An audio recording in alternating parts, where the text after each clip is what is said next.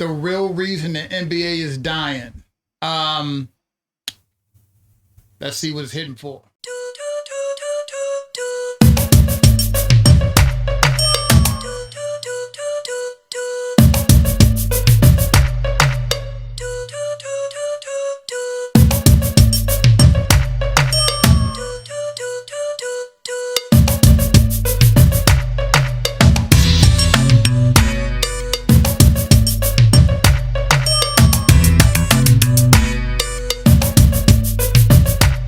Okay, reactors, welcome back to the channel, the Nuclear Reactor, the reaction channel where all the reactions go. Nuclear. Before we get into this video, if y'all are a sports fan, go over to my sports channel, Ring Culture, link in the description. But back over here playing a Nuclear Reactor, y'all know I believe every action deserves a reaction. And over here, we are very reactionary. Like and comment down below. That's how y'all get me in the algorithm. And then I'll go get them when my content hit them and fit them and sit with them. Subscribe and hit the bell notification so y'all can be notified for every time I upload. And I upload a lot, share my videos, and hype my page. So just a little bit of info.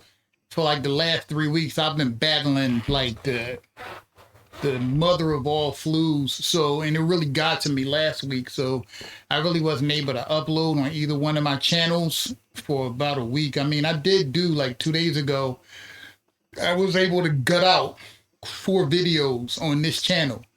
But man, was I going through it. I feel a lot better now. I'm still a little bit sick, but way better than I was before. So my apologies for not getting videos up as consistently as I usually do. But I did a video on that day when I was gutting out videos called something like the NBA is crumbling. And since I've been watching topics on the NBA, and as y'all know, I am not a fan of today's NBA gameplay. I've been getting videos suggested to me in the same vein. And this video came up saying the real reason why the NBA is dying. And I found that interesting. So the title suggests to me that he's going to go in depth and some of the reasons why the NBA may be dying. And in that last video, I was asking y'all opinion, like, what do y'all think it is? And I've got some pretty great responses from y'all. So I'm hoping that this guy touches on specific topics, but we'll see.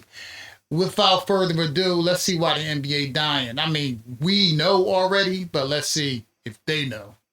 The NBA is experiencing a record-breaking drop-off that has never been seen before. Viewership has dropped 48% in the last year, and people are noticing. Fans are falling out of love with the game. Even the players and coaches agree there's an issue, all while the commissioner fails to do anything about it. But I disagree that the commissioner isn't doing anything about it. I think the thing that the commissioner doing is making it worse. But that's just me. Y'all let me know what y'all think. All while the commissioner fails to do anything about it. But what exactly is the problem? Well, after searching all over the internet and asking creators and fans, I wanted to figure out the NBA's biggest problems. There are about 5 different issues that everyone can agree on. And in this video, I want to investigate every single one. And the first one is bad defense. It's not uncommon to see crazy scoring performances by not just all-stars, but random players. Teams are scoring ridiculous amount of points in every game, and it's apparent to everyone. Offense is simply just too easy. Or is it? Don't get me wrong, players have become better scorers as time has gone on, and three-point shooting is definitely a factor. But I'd be dumb not to say that defense is an issue. Whether it's the fact that good defense isn't rewarded, instead penalized, or the fact that some players don't try because, again, they know. I was watching, y'all know that the Sixers are my team, right? And I was watching them play defense, and just the amount of shots that they could go after, that they don't go after, it infuriates me. Because you remember, I watched basketball in the 90s, some in the 80s, and those guys used to go at the shots. I mean, they used to go at the shots. They used to go at the shots. Like, how the hell did that guy to get around to do that? And the NBA now, it's a huge difference in the shots that these players choose to go after. that they can. For a league that is so much more athletic than it was back then, these guys sure don't turn around fast or go at the shots they can with all that athleticism. Is insane to me that people think that these guys are more athletic. What, are they just lazy? Like, come on, bro. It's probably a combination of both, that they are not more athletic and they are lazy. That they are just as athletic as they were in the 80s and 90s and could go after shots like that and play better defense, but they just choose not to. That's what I think. But, okay. The fact that some players don't try because, again, they know they'll be penalized. Now, where did this start? Because the saying used to be that defense wins championships. It's not that defense doesn't matter anymore, but people would rather recognize good offense instead of great defense. The 2016 Warriors are considered to be one of the greatest offenses in NBA history. Today, they'd be ranked number 17th in the NBA. That is very much an issue. Free throws are at an all-time high, which is probably due to the referees being very whistle happy. There's many tactics that players will use to foul bait, yet refs still call fouls. I think if rules were put in place to make free throws go down, the game would be faster. Remember because that free year throws they put a obviously rule in are going to that slow foul the game baiting wasn't down, gonna and that work. makes it boring. That I think points per lasted like game would half go a down for season. some. Obviously are going in place to make free throws go down, the half a game would season. be faster because fouls. I think if rules were put in place to make free throws go down, the game would be faster because free throws obviously are going to slow the game down, and that makes it boring. I think points per game would go down for some, but the best of the best would still dominate. Now, some players don't try on defense, and I do think the fouls play a factor, because why play tough, hard defense for it to end in a foul and all of your hard work to not get rewarded? The craziest part is it's an easy fix. Teach the referees new rules or get new ones. Now, while defense is bad, so is the offense. The amount of threes being taken while defense is, it's an easy fix. Teach the referees new rules or get new ones. Now, while defense is bad, so is the offense.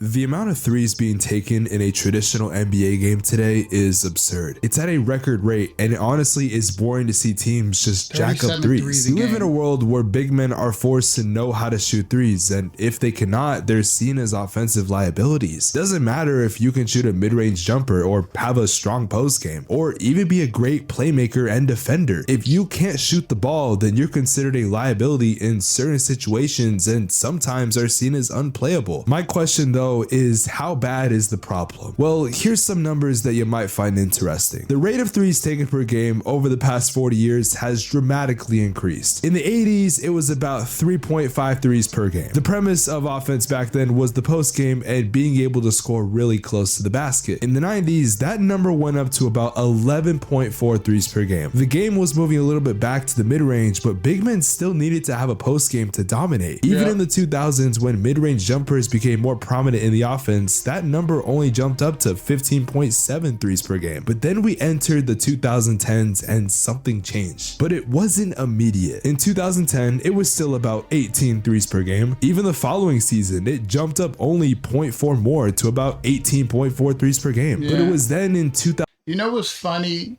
I never thought Steph Curry was the one that really ushered in a lot of threes a game. Believe it or not, I think it was Kobe Bryant. I think Kobe Bryant routinely started taking a lot more threes. I could be wrong. I haven't looked up his three-point percentage by season, but I just remember Kobe taking a hell of a lot of threes.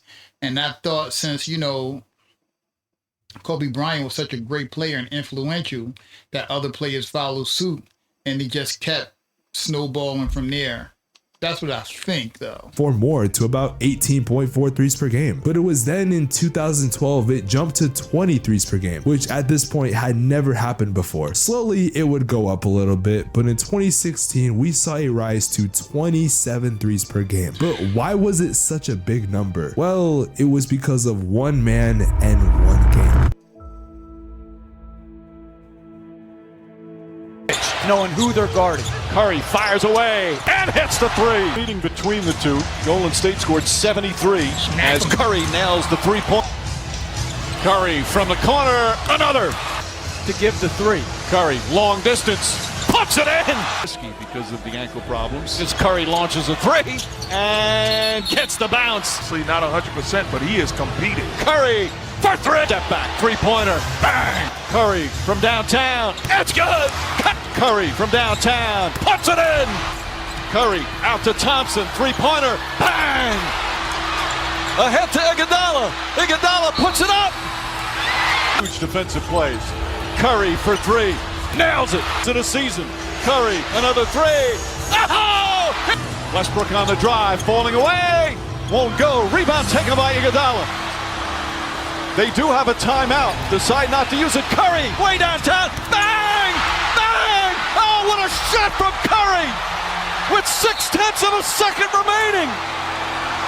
I watched that game. I remember that game. It was after that a realization would happen. You could mathematically score more points if you took more threes. When NBA media heard this idea, exploded. they thought it was a fad, a phase if you will. But it never stopped, and the Warriors became one of the most dominant teams in NBA history. Yes. But there's a problem with taking too many threes. If you live by the three, you'll die by the three. The Warriors were great at taking these shots, so it worked. NBA history. But there's a problem with taking too many threes. If you live by the three, you'll die by the three. The Warriors were great at taking these shots, so it worked. Steph Curry and Klay Thompson were known as the Splash Brothers because, well, they could shoot the ball and do it pretty well. But what if you miss? Not just one, but let's say 5 or 10. Or what about 27 straight misses in a pivotal Game 7 versus, funny enough, the Warriors? Bruh, this was some of the worst basketball I ever seen in my life.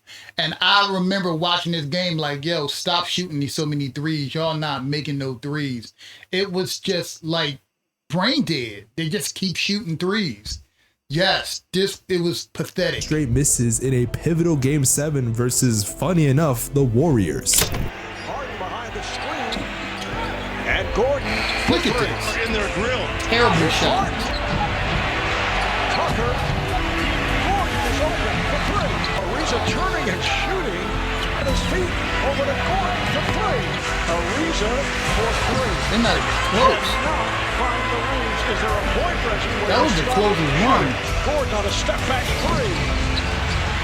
Golden State Warriors are on their way to a fourth consecutive NBA final. It turns out it doesn't always end well. Now this number in 2024 has jumped up to 37.5 threes per game, the most in NBA history. If this keeps up, that number will probably surpass 40 a game by 2030, and that's me being generous. Now from a fan's perspective, it's obviously boring because it's just shooting threes with a lot of misses. So knowing this information, how does this get fixed? Well, some suggested limiting the number of threes taken per game, but I don't think the NBA would be okay with that. Colin Cowherd actually had a suggestion that I think is pretty interesting. I've said before, I would move the three-point arc into the bench, eliminate the corner, move it back a foot, make it part of the game, not the game. I never thought I'd say this, but I actually don't hate the idea. If it's a harder shot, then people are less incentivized to take it. Sure, the actual shooters are going to adjust. Steph Curry will still be Steph Curry. Your sharpshooters will still shoot at a high level, but guys who are forced to adapt and become shooters will probably go back to what made them great. The fact we live in a world where a 7'4" big man can have a small guard on them and their instinct is to shoot a three is concerning. It's also very easy for a fan to lose interest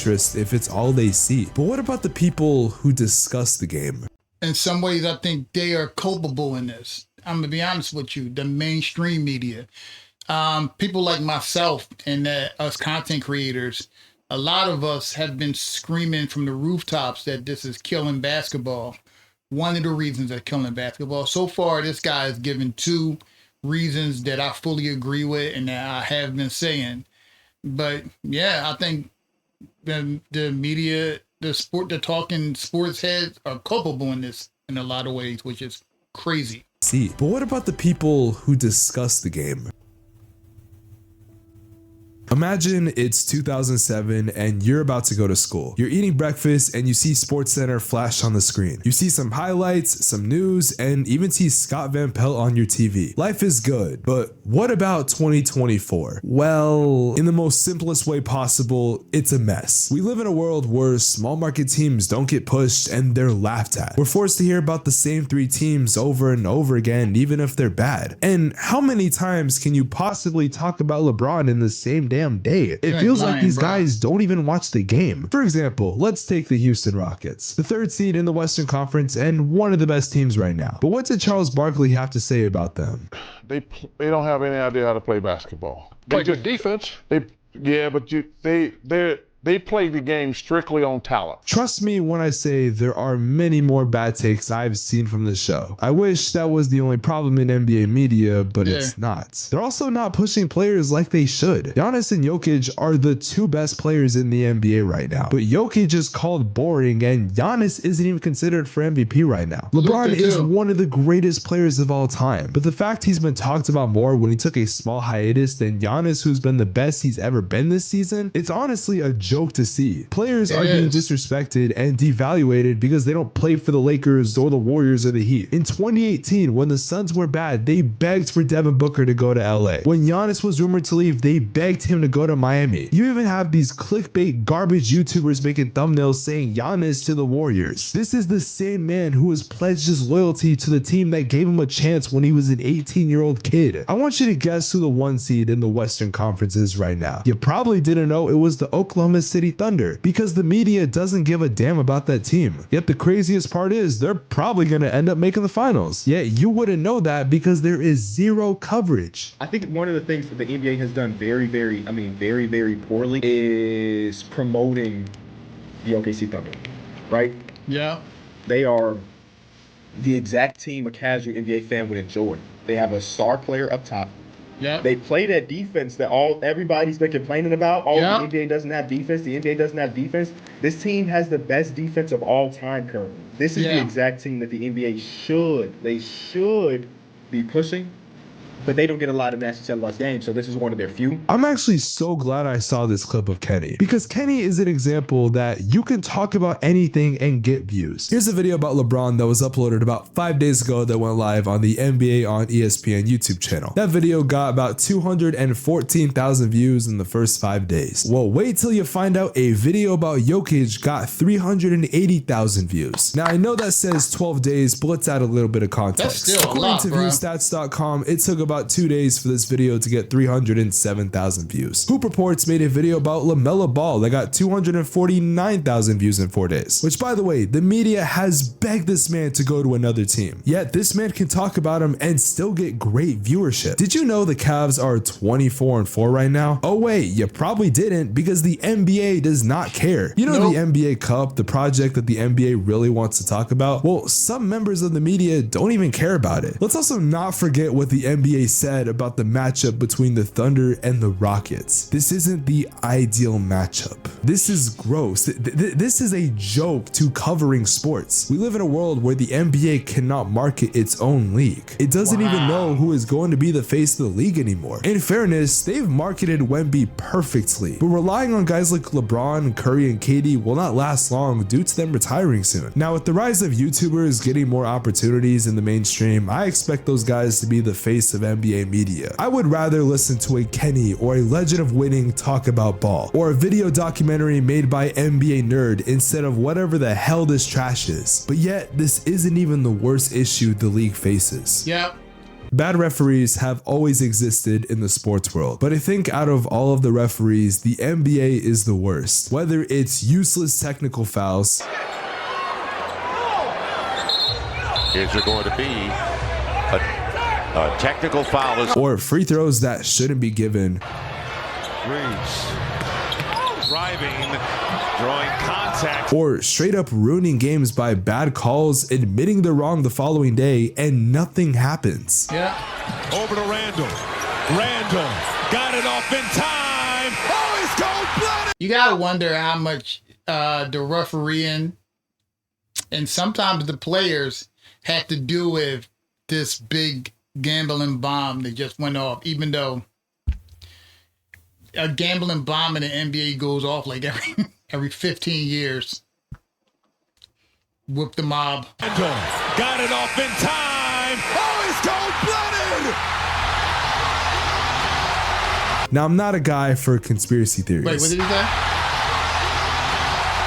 Now, I'm not a guy for conspiracy theories, but I will remind you this is a league that had Tim Donaghy as a top ref. If you don't know the Tim Donaghy story, I will quickly summarize it for you. Tim Donaghy was a ref back in the early 2000s. He was well known and well respected in the league until the NBA decided to investigate him. The FBI found Donaghy had been betting on games, and in 2008 he was charged with conspiracy to commit wire fraud and transmitting betting information through interstate commerce. But that's the part that most of you know. But there's another side that the NBA doesn't want to tell you. See, the FBI, while investigating Donaghy, were also looking into 10 other referees for improper conduct. 9 out of those 10 refs were involved in casino gambling. 2 out of those 10 refs were involved in sports gambling. But unfortunately for them, it was just a lead. You needed proof, you needed hard evidence. So the FBI had an idea. Put a wire on Donaghy and make him talk to those refs to get information. Now, David Stern was very cooperative with the information he gave to the FBI, but many members of the FBI thought the information that Donaghy was giving them was, in their words, bullshit. So they were progressively trying to get Donaghy to wear a wire. But then there was a leak. Tim Donaghy was exposed by every media source you can think of, not just NBA. This would expose the FBI's plan, and they had to abort the mission. Many suspected David Stern was the one to leak this story, or somebody in his camp. Because what if Donaghy did expose more refs? The NBA wanted Donaghy to be the only bad guy when there was clearly more. They wanted him to be the fall guy, him to be the villain, and no one else to be looked at. I will end this segment with one more story. During the 6 months Donaghy was allegedly betting on games, he made 134 phone calls to a referee. His name is Scott Foster. Donaghy was a well-respected referee in the NBA, known as one of the best, yet he had been a part of some of the worst officiating games you had ever seen. But do you also want to know who is a very well-respected referee in the NBA? Yup, Scott Foster. Something tells me that there are more corrupt referees in the NBA.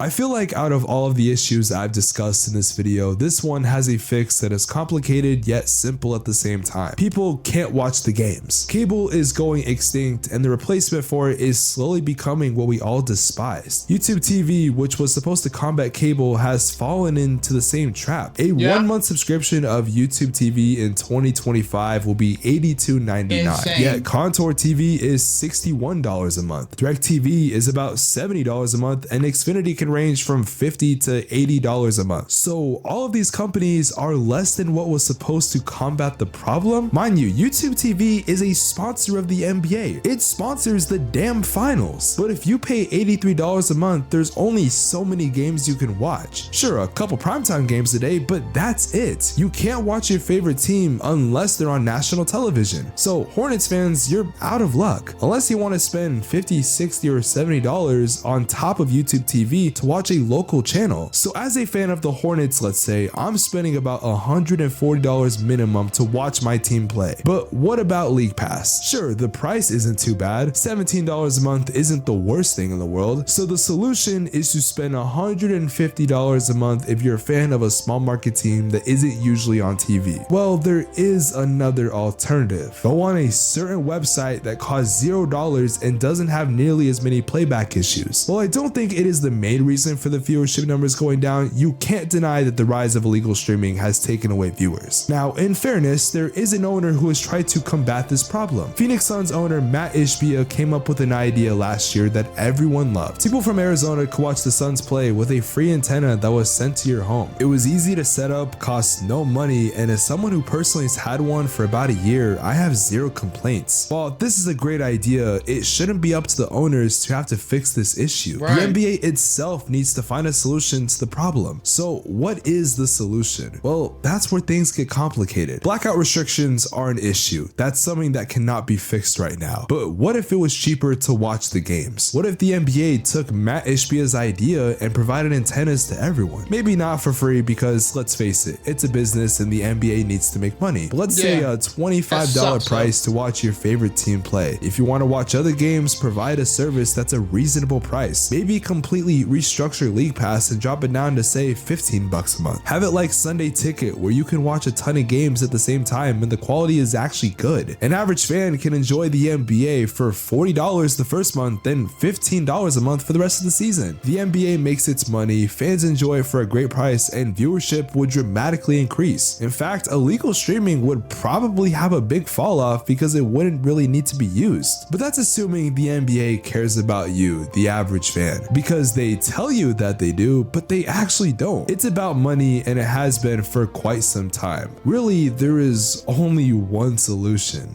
Get rid of this man. Get a new commissioner, get someone who cares about the game, the players and the fans. We want former players in NBA media, but why? What if they were the ones to help save the NBA? Get a committee of players to take over and have them come together to find solutions. If the NBA wants to save its league, they know who they need to get rid of, because it's time to do something before it's too late.